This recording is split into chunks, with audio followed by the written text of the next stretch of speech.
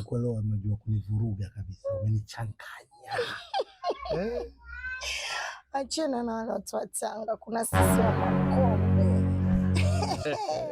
Unajua chilimbichi, yani leo kwenye chilimbichi, yani hivyo viuno vyake. Kwa hapa bado tena tuendelea tena. Hapa tunaendelea ni kina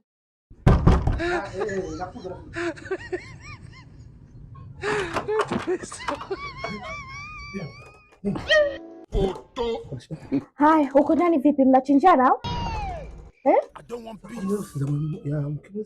Ndio apige mikelele kama hivyo, kama soma kisodi kitu gani?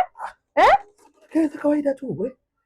Kelele za kawaida hadi huko kina mama Semeni wanasikia kelele za kawaida hizo.